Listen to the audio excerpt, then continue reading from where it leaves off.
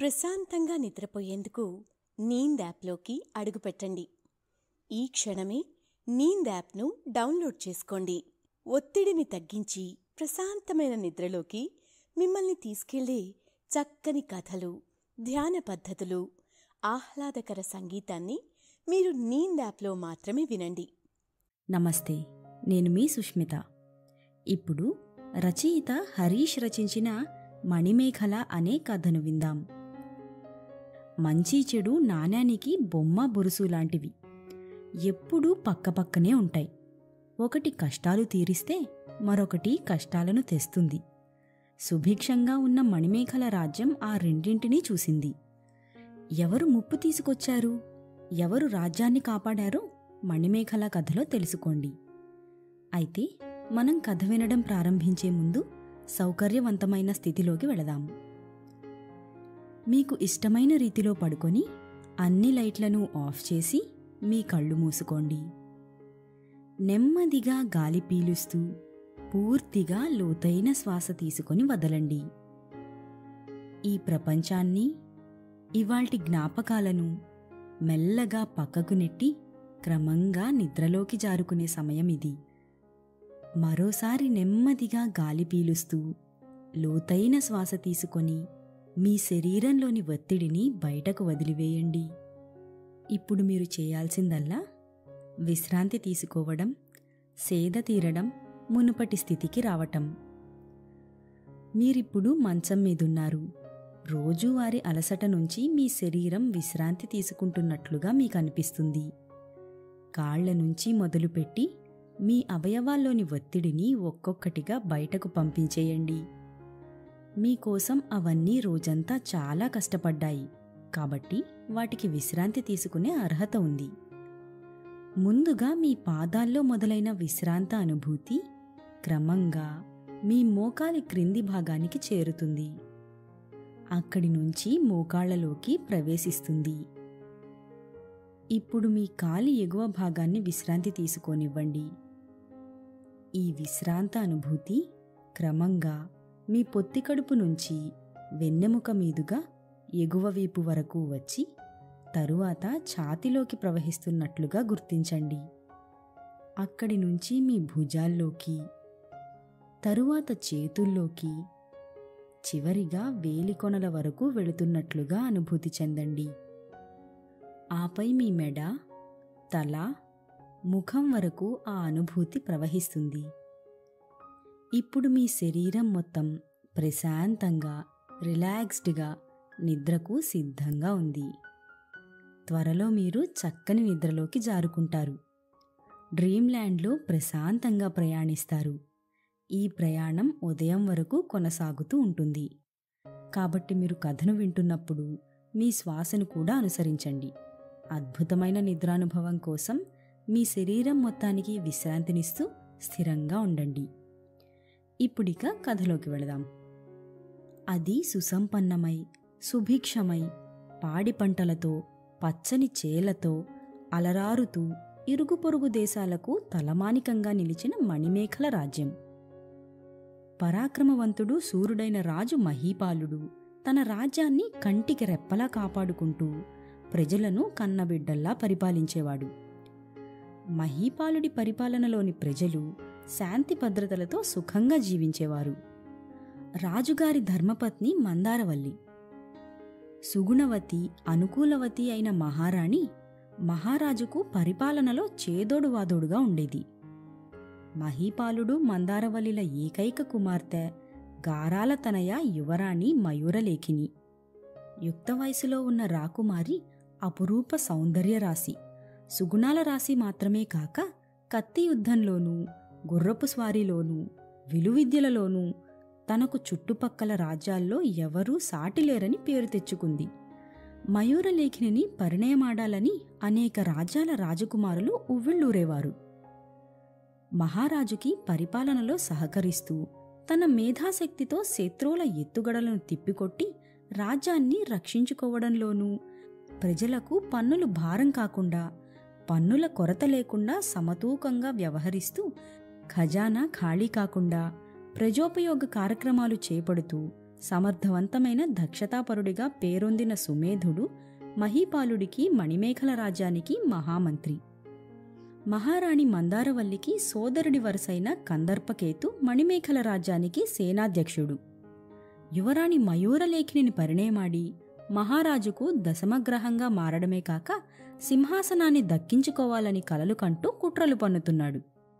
కుయుక్తులతో పథకాలతో కొంత సైన్యాన్ని తనకు అనుకూల వర్గంగా ఏర్పాటు చేసుకుని కుట్రలు కుతంత్రాలు రచిస్తూ రాజ్యంలో అల్లకల్లోలం సృష్టిస్తూ ఉంటాడు.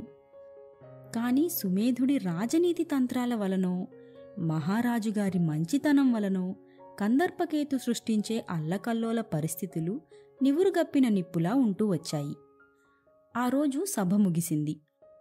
ప్రజాదర్బారులో ప్రజల సమస్యలను వింటూ సానుకూలంగా స్పందించడమే కాక వాటికి పరిష్కారాలను సూచిస్తూ తక్షణమే అవి అమలు జరిగేలా ఆదేశాలిస్తూ సమస్యలను పరిష్కరిస్తున్న రాజు మహీపాలుడిని, మంత్రి సుమేధుడిని యథాప్రకారం వేణోళ్ల పొగుడుతూ ప్రజలు తమ తమ గృహాలకు వెళ్లసాగారు. సింహాసనం దిగి తన మందిరానికి వెళ్లబోతున్న మహారాజు వద్దకు సుమేధుడు వచ్చాడు. ప్రభూ అన్నాడు. వెళ్లబోతున్న మహారాజు ఆగిపోయి, చెప్పండి మహామంత్రి, ఇంకేమైనా సమస్యలు మిగిలున్నాయా అని అడిగాడు. అప్పుడు సుమేధుడు, ఈరోజింకే సమస్యలు లేవు ప్రభూ. ఈరోజు పౌర్ణమి కదా, తమకొకసారి ఎరుక చేయాలని పిలిచాను అన్నాడు. అది విన్న మహారాజు, అవును మహామంత్రి, సమయానికి బాగా ఎరుక చేశారు అంటూ తన మందిరానికి సాగిపోయాడు. కొంత సమయం గడిచాక మహారాణి మందారవల్లికి తాను అంతఃపురానికి వస్తున్నట్టు కబురు పంపాడు మహారాజు. వార్త మోసుకొచ్చిన పరిచారిక మహారాణి చెలికత్తెలకు ఈ విషయం తెలిసింది. అందులో మహారాణికి ప్రధాన చెలికత్తె అయిన మంజరి రాజుగారు వస్తున్న విషయం తెలియజేసింది. అది విన్న మహారాణి వేగిరపడుతూ తాను స్వయంగా అల్లుతున్న పూమాలలను ఇంకా ఇతర పూజాద్రవ్యాలను సిద్ధం చేసింది. అంతఃపురంలో అడుగుపెట్టిన మహారాజును చెలికత్తెలు స్వాగతం పలుకుతూ లోపలికి తీసుకొచ్చారు. రాజుగారిని చూడగానే రాణికి వింజామరులు వీస్తున్న పరిచారికలు నమస్కరించి పక్కకు తప్పుకున్నారు. రాజుగారు లోపలికి రాగానే, మహారాణి సిద్ధంగా ఉన్నారా, బయలుదేరదామా అని అడగగానే మహారాణి వెళ్లడానికి ఉద్యుక్తురాలయ్యింది. రాజు రాణి ఇద్దరూ కలిసి రాజప్రాసాదం బయటికి వచ్చారు. అప్పటికే అక్కడ యువరాణి మయూరలేఖినితో పాటు భటులు, ఇతర సైనికులు, కొంతమంది పురప్రజలు అందరూ కలిసి రాజ్యానికి కొన్ని క్రోసుల దూరంలో ఉన్న పరమేశ్వరీదేవి సన్నిధికి బయలుదేరారు. రాణి రథం మీద వస్తుంటే మయూరలేఖిని తన గుర్రం మీద వస్తోంది. మిగిలిన భటులు, ఇతర సైనికులు, పురప్రజలు అందరూ కాలినడకన సాగుతున్నారు. తొలిజాము గడుస్తుండగా వారందరూ పరమేశ్వరీదేవి కొలువై ఉన్న ప్రదేశానికి చేరుకున్నారు. ఆ రోజు పౌర్ణమి కావున రాజుగారు తన పరివారంతో అక్కడికి చేరుకుంటారని ముందే తెలిసినందున అక్కడ ఉన్న సైనికులు అన్నీ సిద్ధంగా ఉంచారు. తెరిచి ఉన్న ప్రహరీ తలుపుల ద్వారా రథం లోపలికి ప్రవేశించింది. మిగిలినవారు లోపలికి ప్రవేశించారు. ఆ రోజు నిండు పౌర్ణమి అయినందున వెన్నెల పుచ్చపువ్వులా వెలిగిపోతోంది. కాని రాజుగారు పరివారం వస్తున్నందువలన దీపాలు వెలిగించి ఉంచారు. ఎదురుగా ఒక గుహ, ఆ గుహ చుట్టూ ఎత్తైన ప్రహరీ గోడ, ప్రహరీ నుంచి లోపలికి లోతైన కందకం. గుహ చుట్టూ కందకాన్ని తవ్వి నీటితో నింపి అందులో మొసళ్లను వదిలారు. కందకాన్ని ఆనుకొని ముందువైపుకి గుహ ప్రధాన ద్వారంగా రాతి తలుపులు. రాతి తలుపుల వద్దకు ఒక పెద్ద చెక్క పలక. అక్కడున్న సైనికుడు మీట నొక్కగానే ఆ చెక్క పలక ముందుకి పరుచుకుంది. ఆ చెక్క పలక మీదుగా రాజు, ఇతర పరివారం రాతి తలుపుల వద్దకు చేరుకున్నారు. రాజు మహీపాలుడు తన చేతివేలికి ఉన్న ముద్రికను తీసి రాతి తలుపుల మీద ఉన్న మీటలో ముద్రించాడు. మానవమాతృలు కాని, అతికాయులు కాని, మహాబలశాలులు, వస్తాదులు కాని అంగుళమైనా కదపలేని ఆ రాతి తలుపులు రాజు ఒక్క ముద్రిక ఉంచగానే మెల్లగా తెరుచుకున్నాయి. గుహలోపల కటిక చీకటి పహారా కాస్తోంది. కాగడాలను పట్టుకొని భటులు ప్రవేశించారు. ఆ వెలుతురులో రాజు, రాణి, యువరాణి, మిగిలిన పరివారం అంతా ముందుకు నడవసాగారు. కొంచెం ముందుకు నడిచాక అక్కడున్న ఇనుప ద్వారాలను కొంతమంది సైనికులు తెరిచారు. మరికొంత ముందుకు నడవగానే అక్కడున్న రజిత ద్వారాలను తెరిచారు. రాజపరివారంలో ఉన్న పురజనులలో కొంతమంది పరదేశీయులున్నారు. వారికి గుహలో ద్వారం తెరవడం, గుహలో నడవటం చాలా వింతగా అనిపిస్తోంది. ముందు ముందు ఇంకా ఏమేమున్నాయో అని ఉత్కంఠతో అందరితో పాటు ముందుకు సాగుతున్నారు.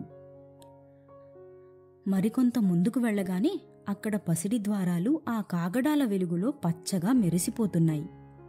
రాజుగారి ఆదేశం మేరకు ఆ బంగారు తలుపులను సైనికులు తెరిచారు. అందరూ ఆ పసిడి తలుపుల బయటనే ఆగిపోయారు. మహారాజు, మహారాణి, యువరాణి మాత్రమే లోపలికి ప్రవేశించారు. ఎదురుగా ప్రసన్నవదనంతో మాతా పరమేశ్వరీదేవి. కాగడాల వెలుతురు పరమేశ్వరీదేవి వదనంపై ప్రతిఫలిస్తూ చూసేవారికి సజీవ కళ ఉట్టిపడుతోందని అనిపిస్తోంది. పరమేశ్వరీదేవి కంఠంలో అలంకరించిన మణిహారం తళుక్కుమని మెరిసిపోతోంది. అంతలో తొలిజాము గడిచిందని తెలియజేయడానికి నగారా మోగించారు. తక్షణమే కాగడాలన్నీ ఆర్పివేయమని ఆదేశించిన రాజాజ్ఞ ప్రకారం అక్కడున్న కాగడాలన్నీ సైనికులు ఆర్పివేశారు. అక్కడంతా చిమ్మచీకటి ఆవరించుకుంది. ఇంతలో రెండో జాము ప్రవేశించింది. రెండో జాము మొదలు కాగానే ఆ గుహలో ఒక అద్భుతం జరిగింది. చిన్న చీమ కూడా ప్రవేశించలేని ఆ గుహలోకి పున్నమి వెన్నెల కిరణాలు ప్రసరించి పరమేశ్వరీదేవి పాదాలను తాకుతూ ప్రకాశవంతం చేశాయి. వెన్నెల కిరణాలు ప్రసరించగానే దేవి కంఠంలో ఉన్న అపురూపమైన మణిహారం వెలుగులు విరజిమ్ముతూ మణుగుల కొద్దీ కాంతులను ప్రసరించసాగింది. ఆ కాంతుల వెలుగులో పరమేశ్వరీదేవి ప్రసన్నవదనంతో వింత కాంతులతో వెలిగిపోసాగింది. మణిహారం నుంచి చిమ్ముతున్న కాంతులు బంగారు వాకిలిపై ప్రసరిస్తూ పుత్తడి కాంతులతో మెరిసిపోతూ అందరినీ అలౌకికమైన ప్రపంచంలోకి తీసుకువెళ్లాయి. అందరూ భక్తిపారవస్యంలో మునిగిపోయి చేతులు జోడించి నమస్కరించారు. ఆ వెలుగులు కాంతులలో మహారాణి మందారవల్లి, మయూరలేఖిని, మహీపాలుడు దేవిని పూజించారు. కొన్ని నిమిషాల పాటు వెలుగులు చిమ్మిన మణిహారం క్రమంగా యథాస్థానంలోకి రాసాగింది. వెన్నెల కిరణాలు ప్రసరించడం ఆగిపోయింది. కాగడాలు వెలిగించగానే రాజు పరివారంతో కలిసి బయటకు వెళ్లడానికి ఉద్యుక్తుడయ్యాడు. సైనికులు బంగారం తలుపులను, వెండి తలుపులను, ఇనుప తలుపులను మూసివేశారు. రాతి తలుపుల వద్దకు అందరూ చేరుకోగానే మహారాజు తన ముద్రికను తీసి రాతి తలుపుల మీద అదిమాడు. వెంటనే రాతి తలుపులు మూసుకుపోయాయి. అందరూ బయటకు వచ్చి వేకువజాము గడిచేలోపు రాజప్రాసాదంలోకి ప్రవేశించారు. పురజనులలో ఉన్న పరదేశీయులు ఇదంతా వింతగా చూస్తూ అక్కడే ఉండిపోయారు. రాతి తలుపుల బయట ఉన్న ఒక శిలాఫలకాన్ని చదవడం ప్రారంభించారు. ఆ శిలాఫలకం మీద ఇలా లిఖించి ఉంది: మణిమేఖల రాజ్యాన్ని పరిపాలించే చంద్రవంశస్థుడైన సర్వభూపాల మహారాజు మహాశివునికి మహాభక్తుడు. అతడి భక్తిని మెచ్చిన మహాశివుడు అతడికి ఒక రాత్రి కలలో కనిపించి మణిహారం వరంగా ఇస్తున్నానని, ఆ మణిహారం రాజ్యంలో పూజింపబడుతున్నంతకాలం మణిమేఖల రాజ్యానికి తిరుగుండదని, అన్నింటా తలమానికంగా నిలుస్తూ భావితరాలకు ఆదర్శప్రాయంగా నిలుస్తుందని చెప్పి మహాశివుడు మాయమయ్యాడు. నిద్రలేచిన సర్వపాలుడు కలలో శివుడు చెప్పిన విధంగానే అక్కడ ఒక హారం కాంతులు ప్రసరిస్తూ కనిపించింది. ఆ మణిహారాన్ని తన ఆంతరంగిక మందిరంలో ఒక ప్రత్యేక స్థలంలో పెట్టి నిత్యం పూజిస్తూ ఉండేవాడు. కాని ఆ మణిహారపు శక్తిని రాజాస్థానంలో ఎవరూ భరించలేకపోయేవారు. అది చూసిన సర్వభూపాల మహారాజు శివుడిని ప్రార్థించగా పరమేశ్వరీదేవిని ప్రార్థించమని సూచించాడు శివుడు. సర్వభూపాలుడి ప్రార్థన మేరకు పార్వతీదేవి ప్రసన్నురాలై మణిమేఖల రాజ్యానికి కొన్ని క్రోసుల దూరంలో ఉన్న ఒక గుహలో తాను పరమేశ్వరీదేవిగా స్వయంభువుగా వెలుస్తానని, ఆ హారాన్ని తనకు ధరింపజేసి పౌర్ణమి నాడు తనకు ప్రత్యేక పూజలు సలపమని కలలో చెప్పి అంతర్ధానమైంది. గుహలో వెలిసిన పరమేశ్వరీదేవిని చంద్రవంశస్థులు తరతరాలుగా పూజిస్తూ మణిహారాన్ని కాపాడుకుంటూ తమ వారసులకు వారసత్వంగా అందజేస్తూ వచ్చారు. జగజ్జనని కంఠంలో మణిహారం అలంకరణగా ఉన్నంతకాలం మణిమేఖల రాజ్యం చరిత్రలో చిరస్థాయిగా నిలిచిపోతుంది. ఆ శిలాఫలకాన్ని చదివిన పరదేశీయులు పరమేశ్వరీదేవిని స్మరించుకుంటూ అక్కడ్నుండి వెళ్ళిపోయారు. మణిమేకల రాజ్యంలో యథాప్రకారంగా మంత్రి సుమేధుడి మేధోతనం వలన, రాజుగారి సుపరిపాలన వలన ఎటువంటి సంకటమైన సంక్లిష్ట పరిస్థితులైనా పరిష్కరించబడుతున్నాయి. అవన్నీ ఎప్పటికప్పుడు తెలుసుకుంటున్న కందర్పకేతు తన పథకాలు పారడం లేదన్న దుగ్ధతో మండిపోతున్నాడు. రాజ్యంలో తాను సృష్టించే అసాంఘిక కార్యకలాపాలు, అల్లకల్లోల పరిస్థితుల ద్వారా తనకు అనుకూలమైన పరిస్థితులను సృష్టించుకోవాలని విశ్వ ప్రయత్నాలు కొనసాగిస్తున్నాడు. యువరాణి మయూరలేఖినిని దక్కించుకుంటే మణిమేఖల రాజ్యానికి భావి చక్రవర్తి తానే అవుతానని కలలు కంటూ మేకవన్నె పులిలా ప్రవర్తిస్తూ తన ప్రయత్నాలను ముమ్మరం చేయసాగాడు కందర్పకేతు. మయూరలేఖిని తనకు ఒంటరిగా ఎక్కడ తారసపడుతుందా, తన మనసులో మాట ఎలా వెల్లడి చేయాలా అని అదును కోసం ఎదురుచూస్తున్నాడు కందర్పకేతు. ఉద్యానవనంలో పూల మొక్కల మధ్య ఒంటరిగా సంచరిస్తున్న మయూరలేఖిని వద్దకు వెళ్లి తన మనసులో మాటను బయటపెట్టాలనుకున్నాడు. యువరాణి తనను పరిణయమాడడానికి సమ్మతిస్తే ఈ రాజ్యంలో తనకు ఎదురుండదని భావించాడు. ప్రశాంతంగా నిద్రపోయేందుకు నీంద్ యాప్లోకి అడుగుపెట్టండి. ఈ క్షణమే నీంద్ యాప్ను డౌన్లోడ్ చేసుకోండి. ఒత్తిడిని తగ్గించి ప్రశాంతమైన నిద్రలోకి మిమ్మల్ని తీసుకెళ్లే చక్కని కథలు, ధ్యాన పద్ధతులు, ఆహ్లాదకర సంగీతాన్ని మీరు నీంద్ యాప్లో మాత్రమే వినండి. ఇవే కాకుండా పలు రకాల స్లీప్ ప్రోడక్ట్స్ అయిన sleep gummies, milk mix, sleep tea bags గురించిన సమాచారం తెలుసుకోవచ్చు. ఈ ప్రోడక్ట్స్కి మీరు బానిస అయ్యే అవకాశమే లేదు. వీటిని వాడడం వల్ల మీకు ఎటువంటి సైడ్ ఎఫెక్ట్స్ కూడా ఉండవు. సంపూర్ణంగా నిద్రపోయేందుకు ఇవి సహకరిస్తాయి. మీ నిద్రానుభవాన్ని మరింత మెరుగుపరుస్తాయి. కందర్పకేతు సృష్టిస్తున్న అరాచకాలను మయూరలేఖిని చూచాయిగా అప్పుడప్పుడు తెలుసుకోవడమే కాక అతడి ఆలోచనలను, తన దగ్గర అతడి ప్రవర్తనను ఎప్పటికప్పుడు పసిగడుతున్న యువరాణి అతడికి ఎలాగైనా బుద్ధి చెప్పాలని తగిన సమయం కోసం వేచి ఉంది. పూల మొక్కల మధ్య పరిమళాన్ని ఆస్వాదిస్తున్న యువరాణి అక్కడికి వచ్చిన కందర్పకేతును చూడగానే ఏమిటన్నట్టు చూసింది. కందర్పకేతు తన సోదరి అయిన మందారవల్లిపై తనకు ఎంతో అభిమానం ఉందని, తన సోదరి కుమార్తె అని మాత్రమే కాక ఈ రాజ్యానికి మహీపాలుడి అనంతరం వారసులు ఎవరూ లేరు కావున తనను వివాహమాడితే మహారాజు తదనంతరం మణిమేఖల రాజ్యం పరులపాలు కాదని వివరించాడు. ఈ మణిమేఖల రాజ్యానికి తాను మాత్రమే అసలు సిసలైన వారసురాలని, అంతేకాక ఈ రాజ్యాన్ని సర్వవేళలందు రక్షించే వీరుడిని మాత్రమే తాను వివాహమాడతానని, మరోసారి ఇలాంటి ప్రతిపాదనలతో తన దగ్గరకు వస్తే మహారాజుకు ఫిర్యాదు చేయవలసి ఉంటుందని తీవ్రంగా హెచ్చరించింది. కందర్పకేతు ఆగడాలను యువరాణి తెలుసుకుంటూనే ఉంది. అది విన్న కందర్పకేతు లోలోపల ఉడికిపోతూ మహారాజు వరకు ఈ విషయం వెళితే తన ఉనికికే ప్రమాదమని ఎంచి అక్కడ్నుంచి వెళ్ళిపోయాడు. యువరాణి విషయంలో మిన్నకుండిపోవాలనుకున్న అతడికి యువరాణి ధిక్కారం అతడిలో పగను, ప్రకోపాన్ని మరింత పెంచింది.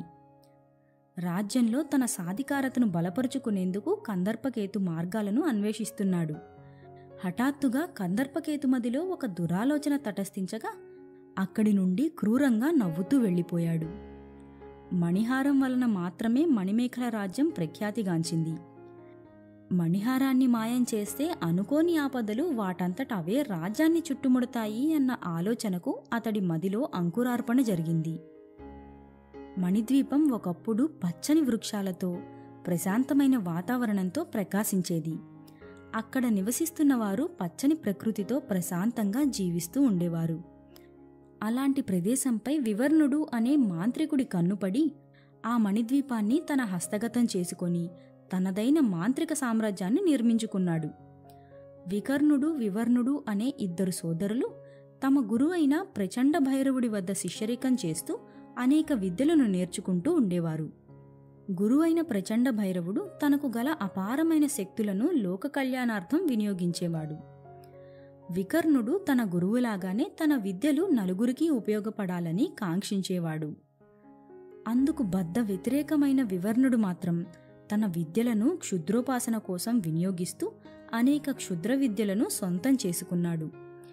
ఈ విషయం ఏమాత్రం తెలియని ప్రచండ భైరవుడు తన తపఫలాన్ని ఇద్దరు శిష్యులకు సమంగా ధారపోసి మీ శక్తులను లోక కళ్యాణం కోసం మాత్రమే వినియోగించండి అని హెచ్చరించి తిరిగి తపస్సు కోసం వింధ్యారణ్య ప్రాంతాలకు వెళ్ళిపోయాడు.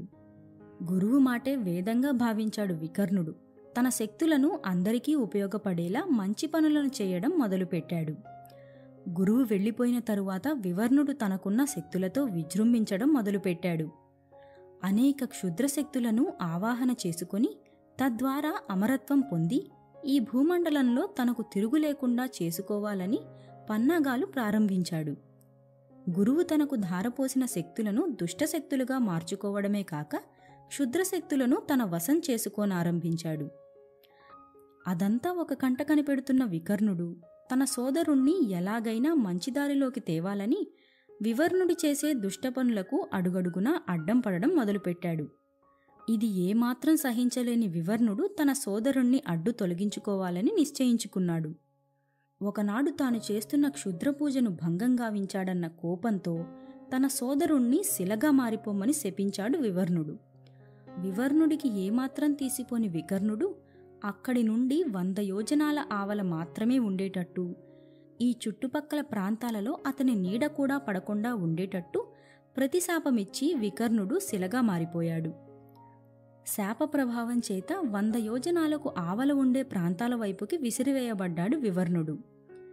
అలా ఆ ప్రదేశమంతా పరికిస్తూ వెళుతున్న వివర్ణుడికి మణిద్వీప పరిసర ప్రాంతాలు ఆకర్షించాయి. శాపం వలన తనకున్న శక్తులను కొన్ని కోల్పోయినా ఉన్న కొద్దిపాటి శక్తులతో మణిద్వీపాన్ని తన ఆధీనం చేసుకున్నాడు వివర్ణుడు. అన్యులెవరూ అక్కడ అడుగుపెట్టకుండా తన మాయామంత్రాలతో దుర్భేద్యమైన పటిష్టమైన ఏర్పాట్లు గావించి తన క్షుద్రశక్తులకు ఆలవాలంగా మణిద్వీపాన్ని మార్చుకున్నాడు మహామాంత్రికుడు వివర్ణుడు. తన పూలను ప్రయోగించి కాళికామాతను ప్రసన్నం చేసుకున్నాడు. అతడి పూజలకు కట్టుబడిన కాళికామాత ప్రత్యక్షమై ఏం వరం కావాలో కోరుకోమని వివర్ణుడిని అడిగింది. కాళికామాత ప్రత్యక్షం కావడంతో పట్టరాని సంతోషంతో ఊగిపోతూ వివర్ణుడు తనకు ఎప్పటికీ చావన్నదే లేకుండా అమరత్వాన్ని ప్రసాదించమని కోరాడు. అది విన్న కాళికామాత, వివర్ణ, అది అసంబద్ధమైన కోరిక. ఈ జగంలో పుట్టిన ప్రతి ప్రాణి గిట్టకమానదు. అది లోక విరుద్ధమైన కోరిక కావున ఆ వరం కాకుండా ఇంకేదైనా తప్పకుండా ప్రసాదిస్తాను అని పలికింది. కాని తన పట్టు ఏమాత్రం విడువని వివర్ణుడు తనకు అమరత్వం మాత్రమే కావాలని పట్టుదలగా కోరాడు. అది విన్న కాళికామాత, వివర్ణ, నీవు కోరిన కోరిక నీకు సిద్ధించాలంటే మణిహారం తీసుకొచ్చి నాకు ధరింపజేసి మండలం రోజులు మణిహార సమేతంగా నన్ను పూజించిన ఎడల నీకు తప్పకుండా అమరత్వం సిద్ధిస్తుంది అని తరుణోపాయం ప్రసాదించి అంతర్ధానమైంది. ఈ భూమండలంలో మొత్తానికి ఒకే ఒక్కటిగా ఉన్న మణిహారం మణిమేఖల రాజ్యంలో ఉందని వివర్ణుడు తెలుసుకున్నాడు. వాయువేగంతో పయనించి మణిమేఖల రాజ్యానికి చేరుకున్నాడు.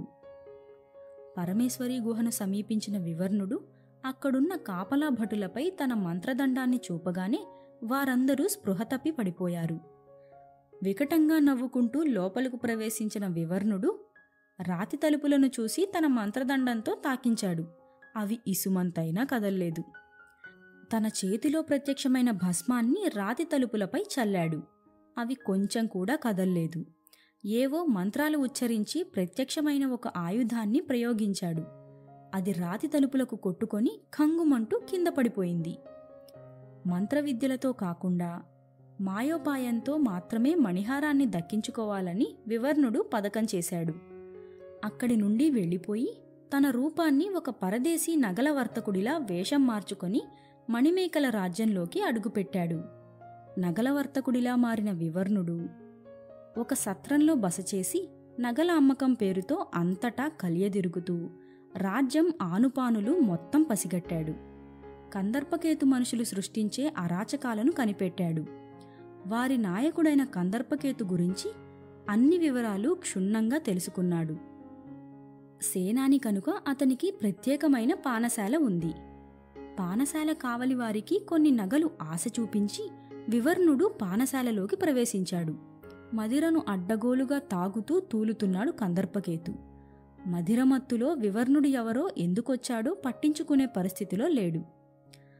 వివర్ణుడు కందర్పకేతుతో మాట కలుపుతూ చివరికి మణిహారం గురించి నర్మగర్భంగా చెప్పటం మొదలుపెట్టాడు. ప్రశాంతంగా నిద్రపోయేందుకు నీంద్ యాప్లోకి అడుగుపెట్టండి. ఈ క్షణమే నీంద్ యాప్ను డౌన్లోడ్ చేసుకోండి. ఒత్తిడిని తగ్గించి ప్రశాంతమైన నిద్రలోకి మిమ్మల్ని తీసుకెళ్లే చక్కని కథలు, ధ్యాన పద్ధతులు, ఆహ్లాదకర సంగీతాన్ని తన దగ్గరున్న నగలను, మణిహారాలు, స్వర్ణహారాలను కందర్పకేతు ముందు పరిచాడు. అవన్నీ చూసిన కందర్పకేతు, మా రాజ్యంలో ఉన్న మణిహారం ముందు ఇవన్నీ ఏపాటి అని తూలుతూ అక్కడి నుండి వెళ్ళిపోయాడు. ఏ సమాచారం కోసమైతే తానక్కడికి వచ్చాడో ఆ సమాచారం మెల్లిగా బయటికి రావడంతో తన పథకం ఫలించింది అనుకున్న వివర్ణుడు తొందరపడకూడదు అనుకుంటూ అక్కడి నుండి వెళ్ళిపోయాడు. మరునాడు కందర్పకేతుతో మాట కలిపిన వివర్ణుడు తనతో పరిచయం పెంచుకోసాగాడు.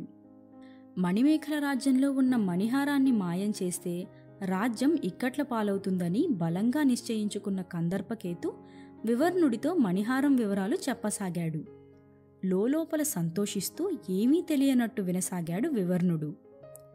ఆ మణిహారం ఎలాగైనా ఆ నగల వర్తకుడికి అమ్మి ఆ రాజ్యం దాటి పంపించేయాలని కందర్పకేతు పథకం వేశాడు. ఆ మణిహారం ఎక్కడుంది అని వివర్ణుడు అడిగిన ప్రశ్నకు గుహలో పరమేశ్వరీదేవి కంఠంలో అలంకరించి ఉందని చెప్పాడు. రాతి తలుపులను ఎవరూ తెరవలేరని, అది సాధ్యమయ్యే పని కాదని చెప్పిన మాటలకు వివర్ణుడికి రాతి తలుపులను తెరవడంలో తన భంగపాటు గుర్తొచ్చింది.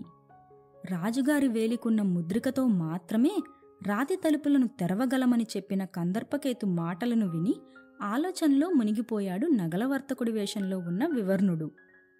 రాజుగారి వద్ద ఉన్న ముద్రికను తీసుకొని మణిహారాన్ని వీలైనంత తొందరగా చేజిక్కించుకొని అక్కడి నుండి వెళ్ళిపోవాలనే యోచనలో ఉన్నాడు వివర్ణుడు. ఆ పనికి ఉపయోగించుకోవాలనుకున్నాడు.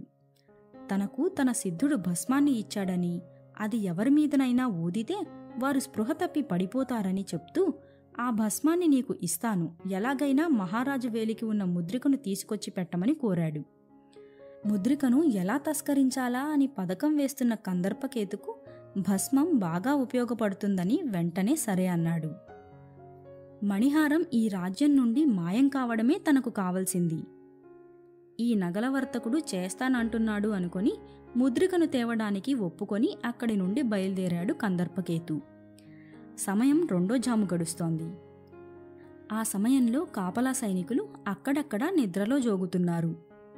అంతలో అక్కడికి ఒక ముసుగు ఆకారం ప్రవేశించింది. రాజుగారి శయ్యాగారం వైపు మెల్లిగా అడుగులో అడుగు వేస్తూ నడుస్తోంది. ఒక భటుడు ఆ ముసుగు మనిషిని చూసేలోపే తన చేతిలో సిద్ధంగా ఉంచుకున్న భస్మం ఊదింది. కాపలా భటులు స్పృహ తప్పి పడిపోయారు. ఆ ముసుగు ఆకారం మరెవరో కాదు, కందర్పకేతు ముసుగు వేసుకొని ముద్రికను తస్కరించడానికి వచ్చాడు. నిద్రలో తూలుతున్న భటులు భస్మం ఊదగానే మరింత నిద్రలోకి జారుకున్నారు. శయ్యాగారం మీద, నిద్రలో ఉన్న మహారాజు మహీపాలుడి మీద భస్మం ఊదాడు కందర్పకేతు. రాజుగారు ఇక అప్పుడే లేవరని వేలికున్న ముద్రికను బయటకు తీశాడు కందర్పకేతు.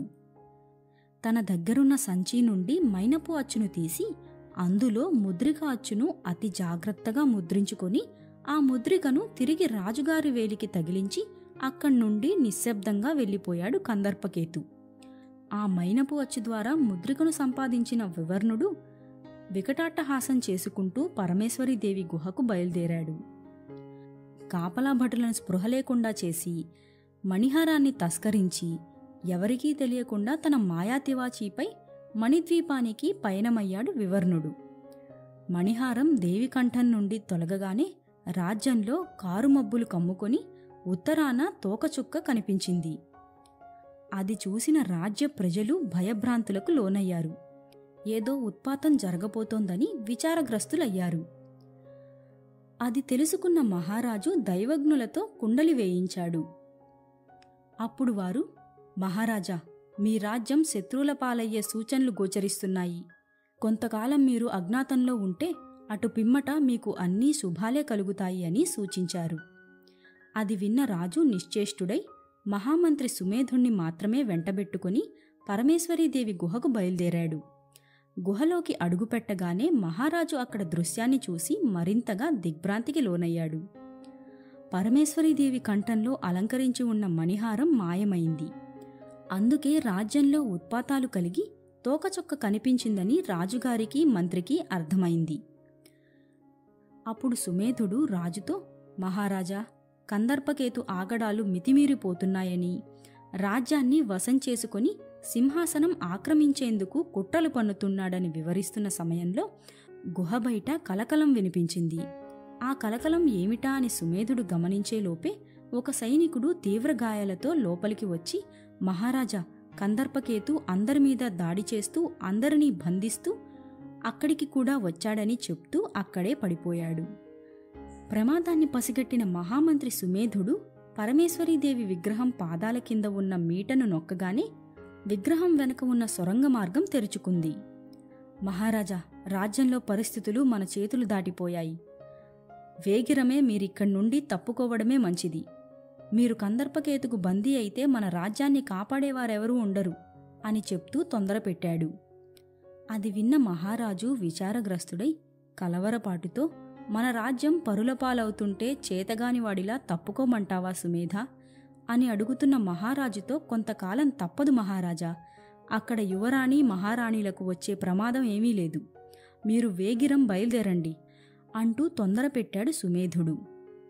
ఈ రాజ్యాన్ని కాపాడే బాధ్యత నీదే అమ్మా అంటూ సొరంగంలోకి వెళ్లగానే మహామంత్రి సొరంగ మార్గం యథాప్రకారంగా మూసేసి బయటకు వచ్చాడు.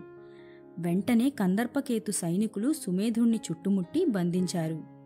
అంతా కలియజూసిన కందర్పకేతు, మహీపాలుడెక్కడా అంటూ గర్జించాడు. సుమేధుడు ఉలకలేదు, పలకలేదు. ఎన్ని చిత్రహింసలు పెట్టినా సుమేధుడి నోట వెంట ఒక్క మాట కూడా రప్పించలేకపోయాడు కందర్పకేతు.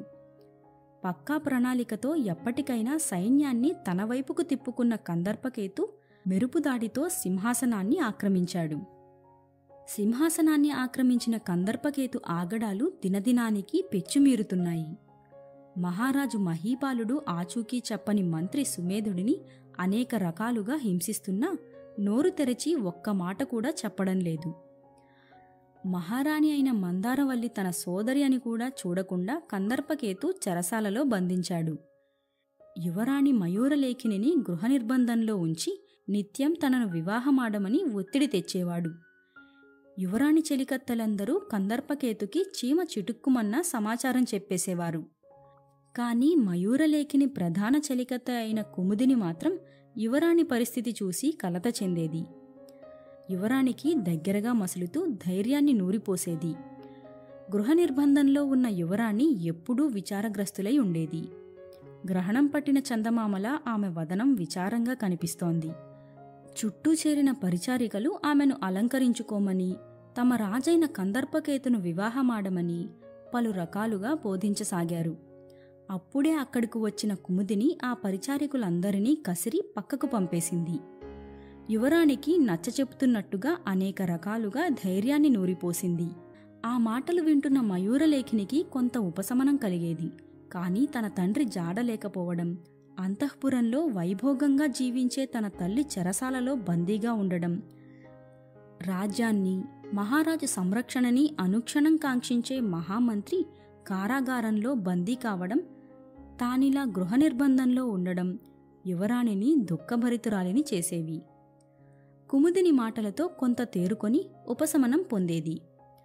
కందర్పకేతు తరచుగా అక్కడకు వచ్చి తనను వివాహమాడి ఈ రాజ్యానికి మహారాణిలా జీవించమని ప్రగర్భాలు పలికే కందర్పకేతును చూసి తనకు మాట్లాడడమే ఇష్టం లేనట్టుగా మిన్నకుండిపోయేది. ఒకరోజు ఉదయం మయూరలేఖిని వదనం వెలిగిపోవడం చూసిన పరిచారికలందరూ ఆమె చుట్టూ మూగారు. కందర్పకేతును వివాహమాడడానికి అంగీకరించిందేమో అన్న ప్రశ్న వారిలో ఉద్భవించింది. అప్పుడే అక్కడికి వచ్చిన కుముదుని చూసి మయూరలేఖిని ఆమెను తీసుకుని తన గదిలోకి వెళ్ళింది. యువరాణివారు ఈవేళ వెలిగిపోతున్నారెందుకో అన్న కుముదిని ప్రశ్నకు మయూరలేఖిని చెప్పడం ఆరంభించింది. గత రాత్రి తనకు ఒక కల వచ్చిందని, ఆ స్వప్నంలో ఒక రాకుమారుడు తనను చెర నుంచి విడిపించడమే కాక తన తండ్రి మహీపాలుడు సింహాసనాన్ని అధిష్ఠించినట్టు, ఆ రాకుమారుడితోనే తన పరిణయం నిర్ణయించినట్టు తెలిపింది. అంతేకాక తాను ఆ రాకుమారుడి ముఖచిత్రాన్ని చిత్రించానని చెప్తూ రహస్యంగా దాచిన రాకుమారుడి చిత్రపటం తీసి కుముదునికి చూపించింది. ఆ చిత్రపటాన్ని చూసి ఎంత అందంగా ఉన్నాడు రాకుమారుడు అనుకుంటూ అలా అబ్బురంగా చూస్తూ ఉండిపోయింది చెలికత్తె. పరమేశ్వరీదేవిపై భారం వేసిన మహీపాలుడు సొరంగ మార్గంలో కటిక చీకటిలో పయనిస్తున్నాడు. విచారగ్రస్తుడై తన కుమార్తె మహారాణిల గురించి చింతిస్తూ నడుస్తున్నాడు. తన రాచరికపు దుస్తులు ఏమాత్రం తన రాజ్యాన్ని కాపాడలేదని అనుకుంటూ సాగుతున్నాడు. అకస్మాత్తుగా మహీపాలుడికి ఒక అనుమానం వచ్చింది. తన వేలికి ముద్రిక ఉండగానే మణిహారం ఎలా మాయమయ్యిందో అర్థం కాలేదు. ఎంతో దూరం కాలినడకన పయనించి ఎంతగానో అలసిపోయిన మహీపాలుడు సొరంగ మార్గం నుండి అడుగు బయటపెట్టాడు. ఆ సొరంగం ఒక దట్టమైన అడవిలోకి అంతమైంది. నిద్రాహారాలు, ఆకలి దప్పులు అన్నీ మరచి ఆ అడవిలో దారి తెన్ను తెలియక సాగుతూ ఉన్న సమయంలో వికర్ణుడు ఎదురయ్యాడు. మణిమేఖల రాజ్యం పరిస్థితి మొత్తం తెలుసుకున్నాడు. వెంటనే తన తక్షణ కర్తవ్యం గోచరించిన వికర్ణుడు మహీపాలుడితో ఇలా చెప్పాడు: మహారాజా, విచారించకండి. మీ రాజ్యం మీరు దక్కించుకోవడానికి అవసరమైన సాయం నేను చేస్తాను అన్నాడు. ఒక్కడు తన రాజ్యాన్ని ఎలా కాపాడతాడని మహీపాలుడు కూడా ఆశ్చర్యపోయాడు.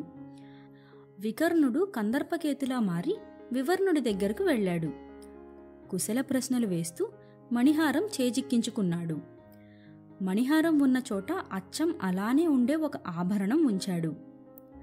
వివర్ణుడికి ఏమాత్రం అనుమానం రాకుండానే అక్కడి నుంచి మాయమయ్యాడు.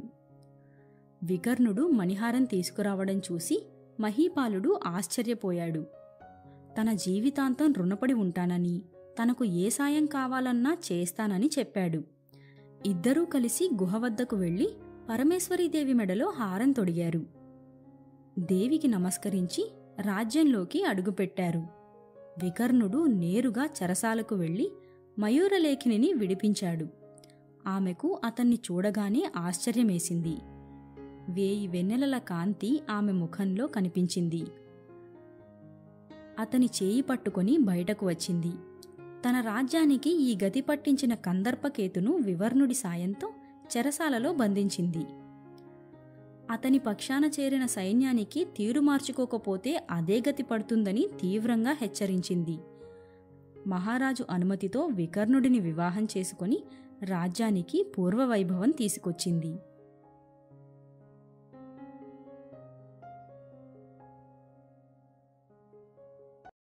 ప్రశాంతంగా నిద్రపోయేందుకు నీంద్ యాప్లోకి అడుగుపెట్టండి. ఈ క్షణమే నీంద్ యాప్ను డౌన్లోడ్ చేసుకోండి. ఒత్తిడిని తగ్గించి ప్రశాంతమైన నిద్రలోకి మిమ్మల్ని తీసుకెళ్లే చక్కని కథలు, ధ్యాన పద్ధతులు, ఆహ్లాదకర సంగీతాన్ని మీరు నీంద్ యాప్లో మాత్రమే వినండి.